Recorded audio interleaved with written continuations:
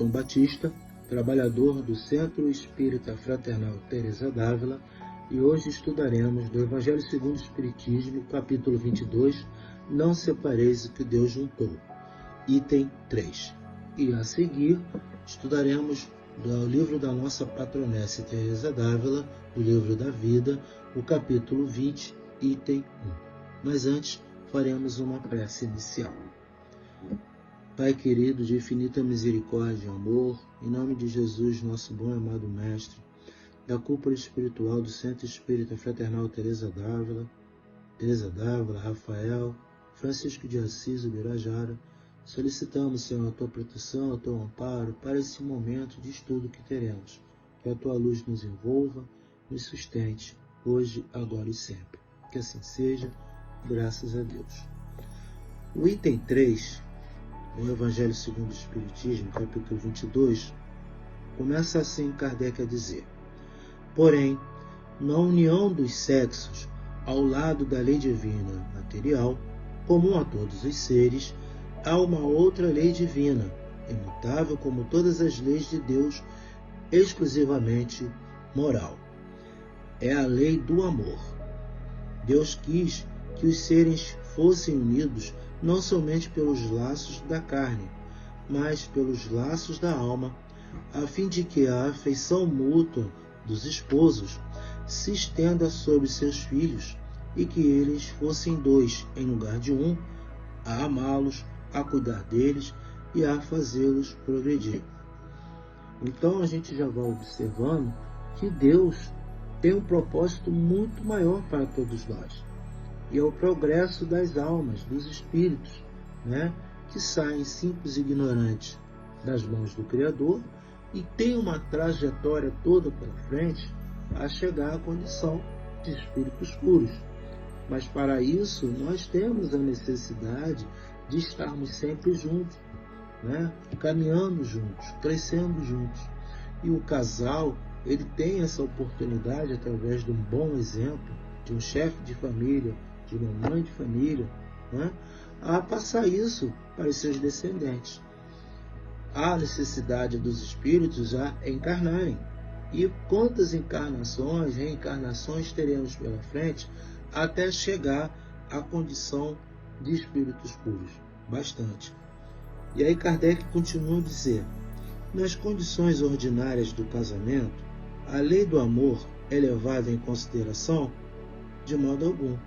O que se leva em conta não é a afeição dos seres, mas um sentimento mútuo que atrai para o outro, já que na maioria das vezes essa afeição é rompida, ou seja, tudo aquilo que verdadeiramente tem como base o amor, a dedicação, a fraternidade, a união, certamente dará bons frutos.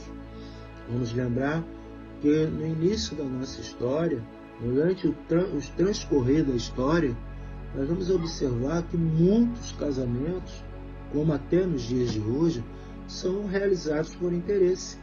Até a nobreza brasileira que aqui esteve, no descobrimento do Brasil, durante o processo do Brasil Império, nós vemos que havia casamentos por interesses.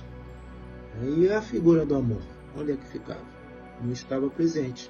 Com isso, prejudicaria certamente se aqueles espíritos estariam determinados a vir através de um relacionamento saudável, que deveria ser assim, como Jesus fala no início do capítulo, que deveria ser, não era assim, ou seja, deveria ter certamente uma coisa mais apresentável, amável, fraterna, mas o próprio egoísmo, o orgulho, ele foi fazendo com que as pessoas se afastassem ou se unissem apenas por interesse.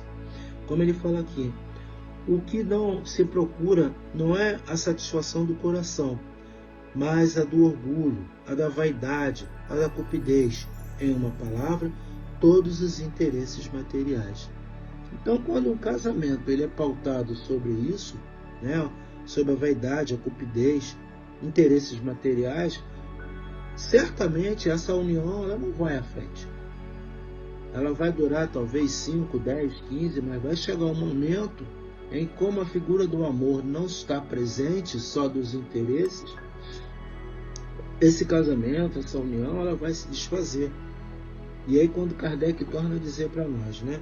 Quando tudo está bem, segundo esses interesses, diz-se que o casamento é conveniente, e quando as bolsas estão bem equilibradas, dizem-se que os esposos igualmente também devem ser muito felizes. Mas nós sabemos, a nossa sociedade apresenta isso diariamente, que não é assim. A maioria das uniões que são pautadas nos interesses pessoais acaba por certo tempo se desfazendo. E Deus não quer isso, né? Quando Lázaro fala lá no capítulo 11, né, amar o próximo como a si mesmo, a lei de amor, ele fala assim: o amor resume inteiramente a doutrina de Jesus, porque é o sentimento por excelência, e os sentimentos são os instintos elevados à altura do progresso alcançado. Então todos nós temos um progresso a alcançar, a seguir, né? Na sua origem, ou seja, quando sai das mãos do Criador, né, só tem instintos. Mais avançado, graças às reencarnações, ele vai estar mais avançado e corrompido, ou seja, mais inteligente, né, mais moralizado, só tem sensações. Mais instruído, então, olha a necessidade da instrução para todos nós, né? Para o esposo, a esposa, os filhos, todo o casal de uma maneira geral. Instruído e purificado. Instruído em quê? Baseado na lei divina. Fazer o outro tudo aquilo que gostaria que o outro me fizesse. Tem sentimentos. E o ponto mais alto, mais delicado do sentimento é o amor. Não o amor no sentido vulgar da palavra, mas o sol interior que condensa e reúne em seu ardente foco todas as aspirações e todas as revelações sobre o mundo. Então, o amor é esse foco, né? Esse foco ardente que nós devemos procurar, né? Nós que estamos casados, que somos unidos, não importa, mas ver o que o outro tem de bom e colocar em prática, e exaltar aquilo que o outro tem de bom. Que muitas das vezes a gente só fixa nos pontos negativos, mas e os positivos que a pessoa tem? E aí Kardec vai falando: no entanto, se a lei do amor não regula a união, nem a lei civil, nem os compromissos que ela determina podem substituí-la.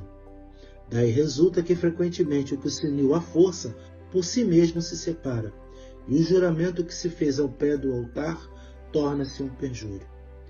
Se foi pronunciado como uma fórmula banal.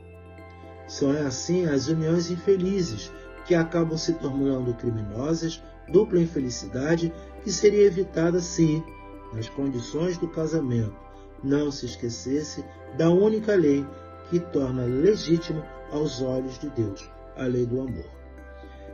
Quando Deus disse: vós sereis uma só carne, e quando Jesus advertiu: não separeis o que Deus uniu, isso não deve ser entendido segundo a lei instável dos homens, mas segundo a lei imutável do amor. Então, quando a gente consegue, como ele fala aqui, né, colocar em prática o amor, ver o que o outro tem de bom, exaltar o que o outro tem de bom e também se tornar bom, certamente esse casamento, essa união, ela dará bons frutos, porque a palavra pode modificar, mas o exemplo vai arrastar. E no livro da vida, quando a nossa irmã, a nossa querida patronesse, Teresa d'Ávila, fala a diferença entre a união e o arrombamento, e que consiste o arrombamento, os benefícios que a alma recebe. E ela começa dizendo no item 1, desejaria esclarecer com o auxílio de Deus a diferença entre a união e o que chamam de arrombamento, rapto, voo do espírito, arrebatamento, que é tudo um só, ou seja, é a mesma coisa, né? Quero dizer que esses diferentes nomes designam uma coisa só, que também se chama êxtase, né? Então, o estado de êxtase quer dizer enlevo, arrebatamento ou encantamento. Ficar fora de si, alegria extrema ou elevação espiritual de admiração.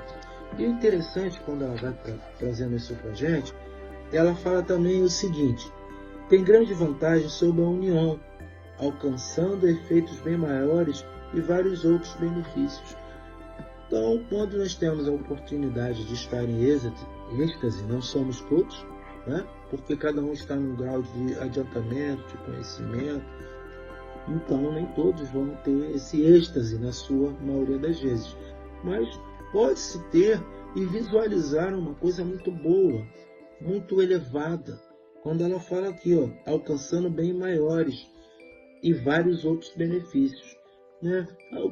Ao ver um local muito agradável, muito feliz, onde os espíritos batalharam para chegar àquele ponto, e nós sabemos que é através, né, da sua purificação que se dá através das reencarnações, né, de se adequar à lei divina, a si, a seu sentimento maior, ela vai falando, né, que com efeito a oração de união e uniforme no princípio, meio e fim, e assim é quanto ao interior. Então a gente precisa se modificar, baseado sempre aonde? Nas leis de Deus. As leis de Deus estão na nossa consciência, que são o quê? Os 10 mandamentos. E Jesus resume os 10 mandamentos, né, em 2. Amar o próximo como a si mesmo. E sobretudo amar a Deus sobre todas as coisas, que é o primeiro, e amar o próximo como a si mesmo. Ou seja, fazer o próximo tudo aquilo que eu gostaria que o outro fizesse. Lá, quando eu entro em êxtase, eu tenho a oportunidade de visualizar, de ver, vamos lembrar até do nosso irmão Eurípides Barçanufo, que foi trabalhar no seu jardim e nesse momento ele teve, né, um desdobramento, um arrombamento, um arrebatamento, um voo de espírito, um êxtase, né? E aí ele visualiza Jesus, né? E ele chega próximo a Jesus e vê que Jesus está chorando. E aí ele pergunta: por que choras? E Jesus responde: choro por aqueles que conhecem o meu evangelho e não o praticam. E aí nesse instante, o nosso querido Eurípides Barçanufo retorna, né? Vai para a sua farmácia manipular os remédios para atender a grande necessidade, né, daquele povo, daquela cidade que era muito pobre, muito sofrida, não tinha condições. Então ele macerava os remédios. Se nós conhecemos o Evangelho, nós devemos fazer isso, né? Colocar em prática, porque nós já conhecemos, já temos ciência, já sabemos. E isso vai também nos possibilitar, não com interesse, que a gente tem que fazer tudo, as coisas desinteressadamente, né? Mas na certeza que vamos almejar para chegar àquele local, nós devemos trabalhar muito, muito em nós, muito para com o próximo. E ela vai falando, né? Mas estas outras graças têm finalidade em mais alto grau e na mesma proporção atuam de modo mais elevado, tanto no interior como no exterior. Ou seja você o que é por dentro e o que é por fora. O Senhor esclareça esse ponto, como fez a respeito dos demais, porque certamente, se Sua Majestade, como ela chamava Jesus, né? Sua Majestade, não me houvera sugerido a forma e maneira de dizer alguma coisa, jamais saberia explicar. E aí, nos minutos finais, a gente vai lá ler uma questão do Livro dos Espíritos, a questão 439, quando fala do êxtase. E Kardec pergunta aos espíritos: qual a diferença existente entre êxtase e o sonambulismo? E ele responde, os espíritos respondem: é o sonambulismo mais apurado. A alma do estático é ainda mais independente. 440. O espírito estático penetra realmente nos mundos superiores? Resposta: sim, ele os vê e compreende a felicidade daqueles que lá estão. É por isso que desejaria lá permanecer. Há, porém, mundos inacessíveis aos espíritos que não estão bastante purificados. Olha aí, complementando aquilo que Teresa d'Ávila fala nesse item 1, né? Se tornar puro, ser honesto, ser fiel. 441. Quando o estático exprime o desejo de deixar a terra, fala sinceramente e não é retido pelo instinto de conservação? Essa era a preocupação de Kardec. Resposta: isso depende do grau de purificação do espírito. Se vê na sua posição futura melhor do que sua vida presente, faz esforços para romper os elos que o prendem à terra. 442 e último, para a gente finalizar. Se deixar seu estático entregue a si mesmo, sua alma poderia abandonar definitivamente seu corpo? sim, ele pode morrer. É por isso que se torna preciso chamá-lo através de tudo aquilo que pode prendê-lo a este mundo, e principalmente fazendo entrever que, se quebrasse a corrente que o mantém aqui, este seria o jeito certo de não permanecer lá, o que vê que seria infeliz. Então, que a gente possa, sim, se entrarmos em estado de êxtase, né, lembrar que para chegar lá, nós temos que nos purificar, né, procurar melhorar as nossas ações, colocar as boas ações em práticas, né, e se tornar com o melhor espírito. Então, vamos fazer a nossa prece final. Senhor Jesus, muito te agradecemos pelas reflexões do dia de hoje em torno dessa lição, capítulo 22. Que possamos ter esse propósito firme, como a nossa irmã Teresa d'Ávila tem, como foi trazido também a lembrança do querido Eurípides Massanudo, que procuraram colocar o Evangelho do Cristo em prática. Em nome de Teresa d'Ávila, Rafael, Ubirajara e Francisco de Assis, mas sobretudo em nome de Deus nosso Pai, damos por finalizado esses momentos de reflexão em torno do Evangelho segundo o Espiritismo. Que assim seja, graças a Deus. Muita paz.